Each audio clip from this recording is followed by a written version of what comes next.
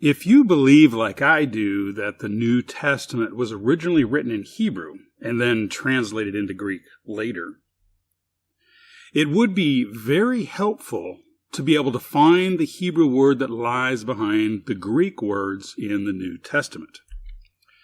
I am going to begin this instruction by examining John 1 verse 1 in eSword. If you're not familiar with eSword, it's a free Bible program that works amazingly well. There are 3 principal words in this verse: beginning, word, and God. Each of these words are identified with a number, Strong's number. Beginning is Strong's number 746, and it is the Greek word arche. Word, that's Strong's number 3056, and that is the Greek word logos. God is Strong's number 2316, and that is the Greek word theos. If we click on one of these numbers, such as 746, we can see its definition from Strong's dictionary. If each of these Greek words is a translation of a Hebrew word, then how do we go about finding the Hebrew word behind the Greek? The easiest way is to compare the Greek verse with the Hebrew translation of that verse. And there are 2 modern Hebrew translations of the Greek New Testament, the Delitzsch and the Salkinson-Ginsburg, both written in the 19th century. Now keep in mind that these are Hebrew translations of the Greek, but the Greek is a translation of an earlier Hebrew, so going from Hebrew to Greek and then back to Hebrew again is not going to be perfect, but it definitely helps. Now here is the Hebrew word reshit, which is the Hebrew word meaning beginning. So we can be fairly confident that the original Hebrew text had the word reshit, as both the Hebrew word reshit and the Greek word arche mean beginning. Now, if you can't read Greek or Hebrew, then the second way we can do this is to open the search tool in eSword and search for the Greek Strong's number 746 in the Septuagint, the Greek translation of the Old Testament from about 2,000 years ago.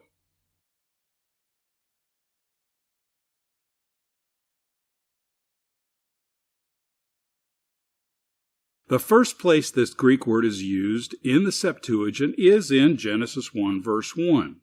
Now, if you can read Greek, this would be very easy, but if you can't read Greek, or not very well like myself, then this is going to be a little more difficult.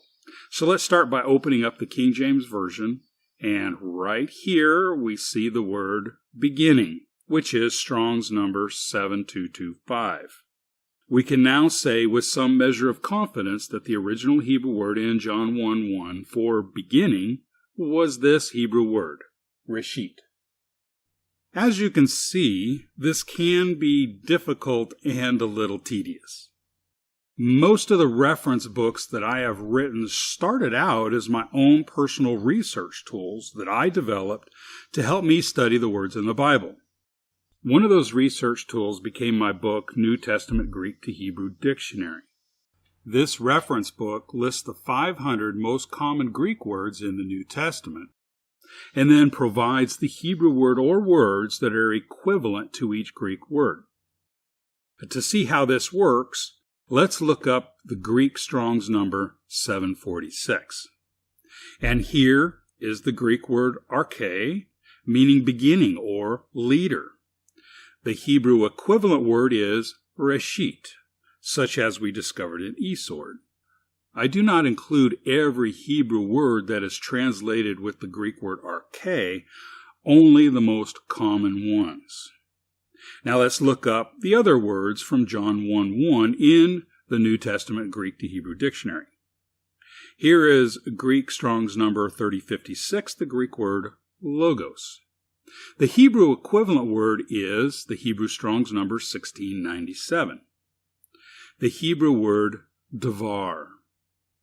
And here is Greek Strong's number 2316, the Greek word theos, which is equivalent to the Hebrew words el, Hebrew Strong's number 410, and Elohim, Hebrew Strong's number 430.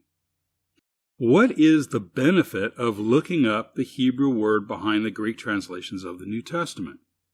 It will help you to better interpret a passage based on its Hebraic nature rather than from the artificial Greek nature. We cannot take our definitions of words in the Bible from an English or Greek dictionary.